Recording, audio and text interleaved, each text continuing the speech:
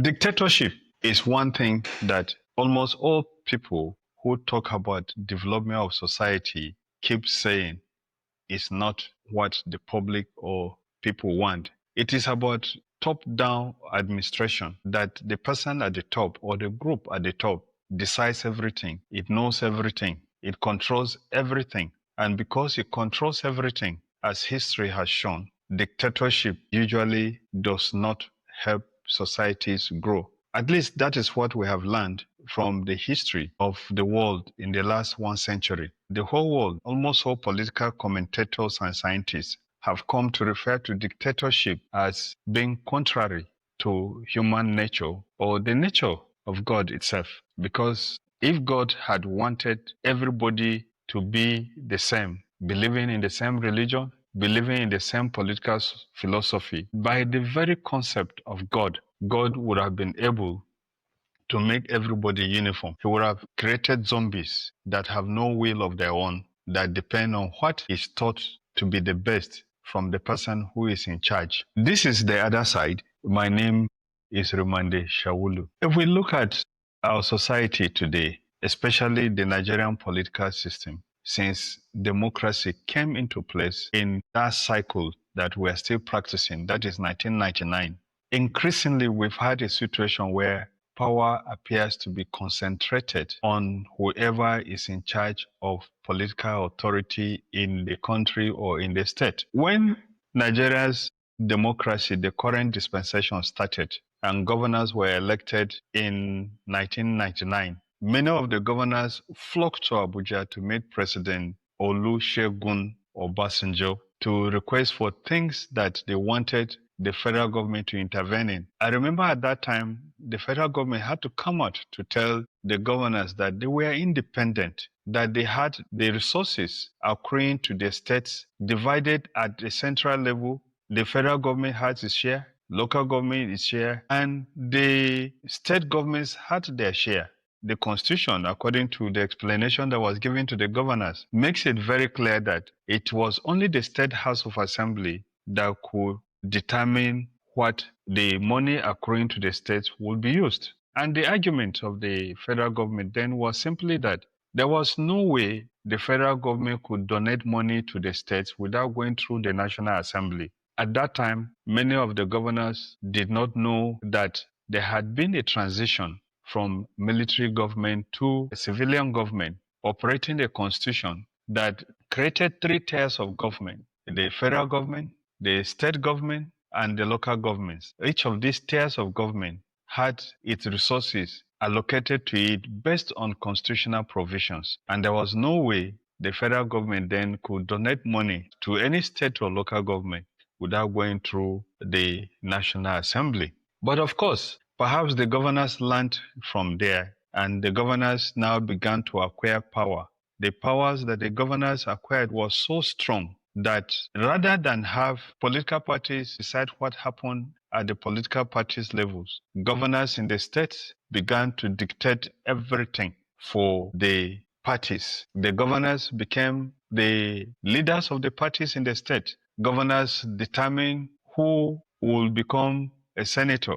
Governors as well determine who will go to the National Assembly as a member of House of Representatives. And the governors as well determined who was going to be chairman and even councillors. When it came to the presidential primaries, the governors were so strong that in 2022, the governors presented a very strong challenge to President Olusegun Obasanjo. Not only did the governors determine who was going to be in the state legislature, National Assembly, and local governments, the governors also decided that they were going to decide on who will become the president of the Federal Republic of Nigeria. They were so strong in that demand that it was believed at that time that President Olusegun Obasanjo had to kowtow to them, had to give in to them in such a way that they will not go to throw their support for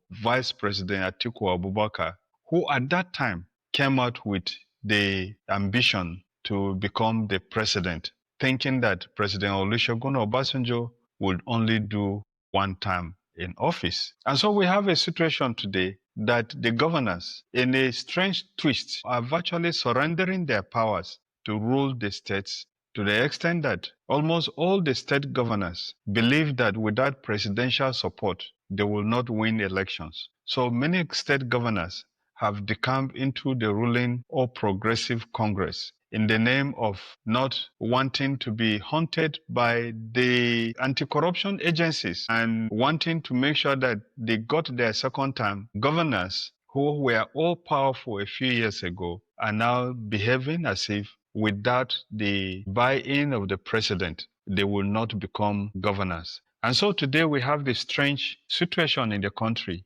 where governors of opposition parties who do not need the support of the federal government to win their primaries in their parties are decamping to the All Progressive Congress. Now, this brings up a very important issue that we need to address, one of which I've been thinking about. How in the past has the concentration of powers in the hands of one man or in the hands of a small group helped to develop a society? How have those things happened? Well, unfortunately, in the case of Nigeria today, many citizens do not even believe that the judiciary is free. Many people believe that the judiciary is politicized, it's toothless, and it is no longer the last hope of the common man. The civil service, we know, does promote loyalty over competence. And of course, this is different from the civil services that we've had in places like India and China, where the exams for promotion or for entry into the civil service is so intense, so competitive that it's only people who are the brightest or people who have the competence and knowledge that get promoted into the civil service or get entrance into the civil service. This is so, in my own opinion, because in most societies, politicians come and go. The civil service usually remains. The civil service, and that will include the military, two institutions which determine how societies keep succeeding themselves, how societies keep some values intact. Unfortunately, in most African countries, the civil service is like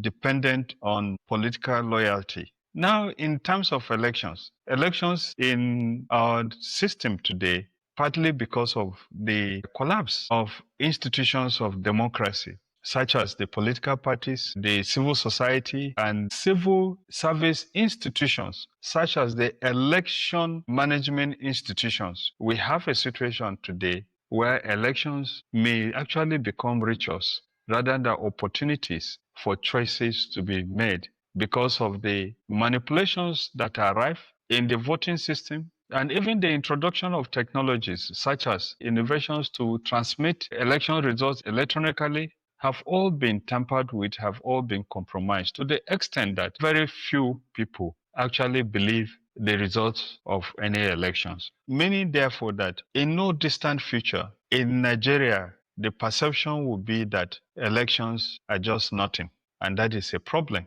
And because of the normalization of authoritarian behavior in the states, at the state level, at the national level, which of course affects the local government levels, to the extent that local governments in almost all parts of the country are mere departments of state governments. From the process of nominating people who will contest local government elections to the even local government elections themselves. Governors sit down, decide on who is going to contest the elections. Virtually every state of the country in Nigeria today, no opposition party wins even councillors in local government elections. The only exception would be the donation of a local government in Akwa Ibom to the Senate president by the governor of the state, who has since decamped from his party, the PDP, and joined the Senate president in the All Progressive Congress. We may have a situation where the whole government structure,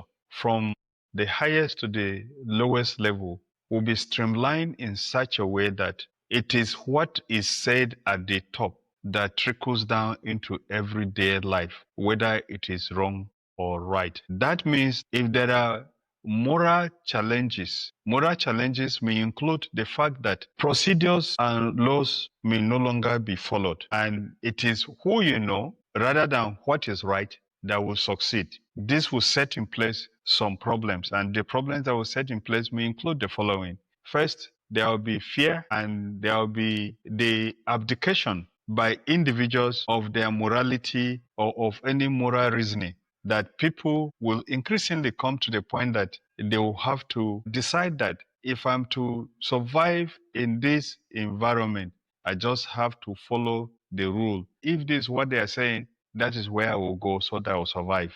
Number two is that for the democratic system, it will create an apathy in political processes. People will not come out to vote. People will refuse to vote. And the fact that people will refuse to vote will open up more room for those who want a right result, and for those who want to be in offices. We will begin to realize that the electorate are not the people that you go to campaign to, are not the people that will go out to vote.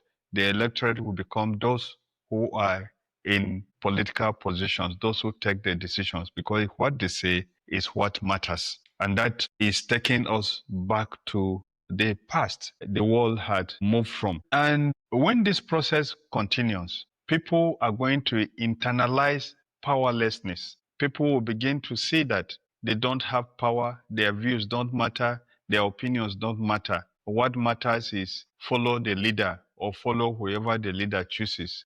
And that is where you will survive, that's where you will get wealth, and that is where you progress. The second thing that will happen is that civic participation in activities of government will drop. And what is simply going to happen is that informal mini dictatorships will emerge in communities, in unions, in student bodies, in almost every organization that you have. And this will create a political culture where authoritarianism becomes the expected norm, even at levels where resistance should be. And the danger about this is that down to the whole family, you have this situation that people, whenever they have any little power, they will use it maximally. The danger for the society is that this dictatorship would not just be a question of political system.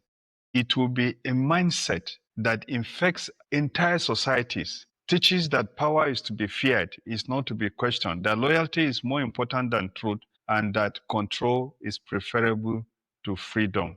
And the danger, of course, is very obvious. If the head is rotting, the whole body smells. In authoritarian system, the rot spreads downward, corrupting the fabric of governance and society itself, and making the society easy to be destroyed. Let's look at how dictatorship leads to decay and destruction in society. What happens in a dictatorship, the type that does exist in several countries in Africa today and threatening to overtake Nigeria, is that under this dictatorship, the first thing that happens is the destruction of the rule of law, that the rule of law is no longer important. Under dictatorship, laws serve the ruler and not the people.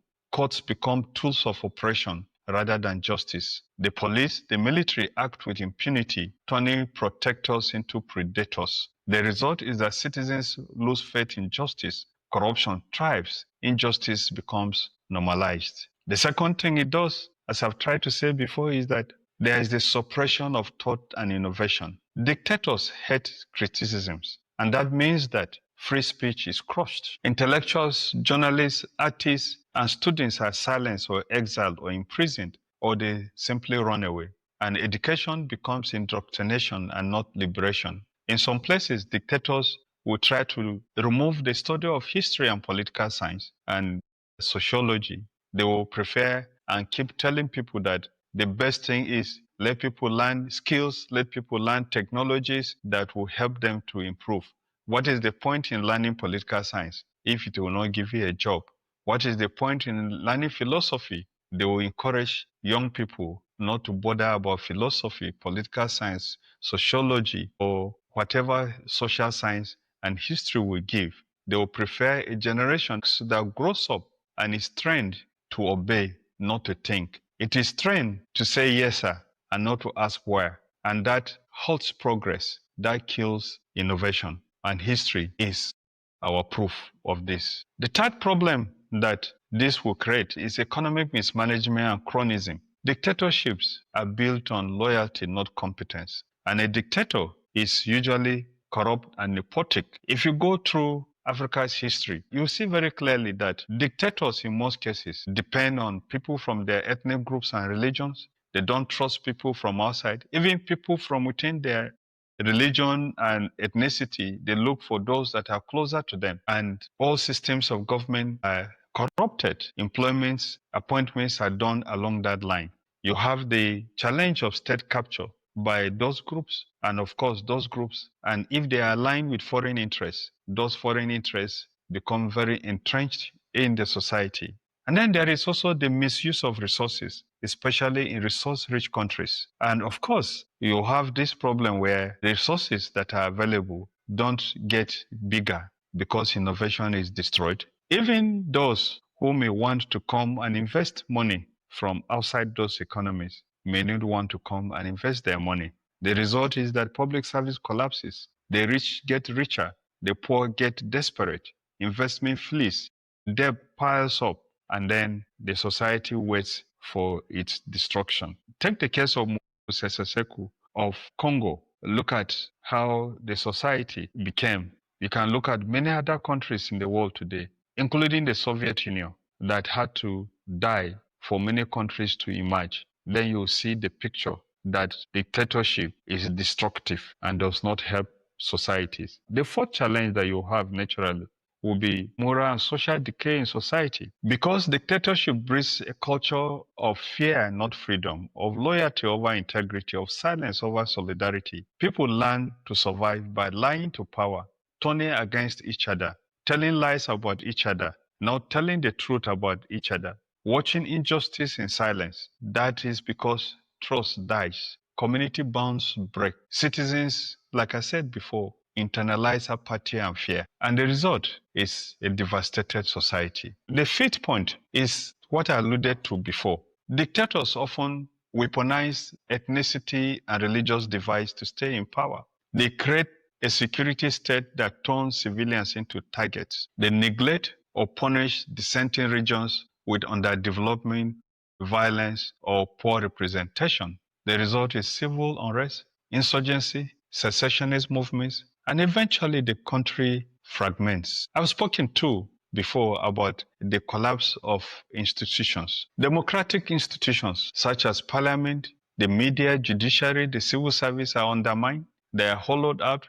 They are turned into tools of propaganda and control. And when crises come, there is no institution left to hold the nation together. And finally, when dictatorship emerges, it destroys the liveliness of the society. It destroys productivity. It destroys innovations. And that is why if you look at the statistics today, majority of the innovations that are still happening in the world come from societies that are free, because freedom gives room or provides room for innovation. Freedom provides room and protection for all. Almost all the technologies that are in use today are technologies that were developed in societies that are free.